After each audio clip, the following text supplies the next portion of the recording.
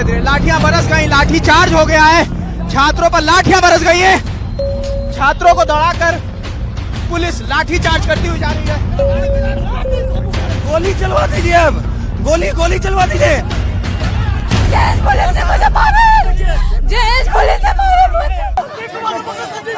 लाठियां बरस गई, लाठी चार्ज हो गया है, छात्रों पर लाठियां बरस गई है। सर पर लग गई है क्या? महिला को कैसे मारा गया? क्या हुआ है? आराम आराम से। लड़की को लाठी पड़ गई है और इनका कहना है इनका हाथ टूट गया है। जुल्म सितम कितना सहे, सहने की भी हद होती है। मांग रहे थे हक अपना, तुमने लाठी बरसा दी है।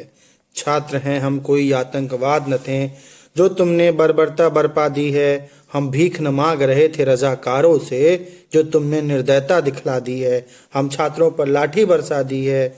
हम बिहार हैं, हम ही यूपी, पूरा हिंदुस्तान हमारा है। दुनिया के कोने कोने में हम मिल जाएंगे। छात्र नाम हमारा है, छात्र नाम हमारा है। हम ना डरने वाले सत्ता के इन हुकारों से, हम ना डरने वाले सत्ता के इन हुकारों से, देश के गद्दारों से। भ्रष्टाचार का बीज जो तुमने बो रखा है, हर परीक्षा का सौदा कर रखा है। इसको ना हम सहने वाले, सत्ता के सामने न झुकने वाले। नमस्कार दोस्तों, जनहित इंडिया पर हम आज उन छात्रों के साथ खड़े हैं जो छात्र लगातार इस ठंड में, इस हाड़ कपाने वाली ठंड में बिहार में, पटना में आंदोलन कर रहे हैं। छात्र अपने भविष्य के लिए लड़ाई लड़ रहे हैं।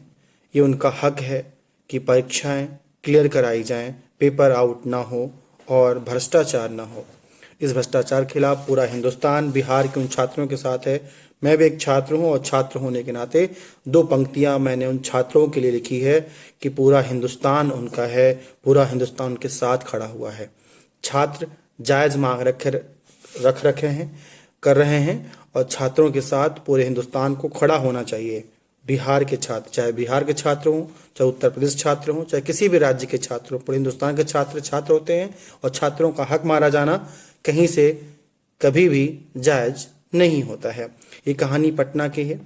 पटना में अभी परीक्षा पेपर लीक होने के कारण एक छात्र लगातार मांग रहा था बिहार पीपीएससी से कि परीक्षाएं पुनः कराई जाएं, लेकिन परीक्षाएं पुनः नहीं करा करके वहां के आयोग ने ये कहा है कि जहां पर परीक्षा लीक हुई है, पेपर लीक हुआ है, बापू पटना कॉलेज में, सिर्फ वहां पे परीक्षा पुनः कराई जाएगी।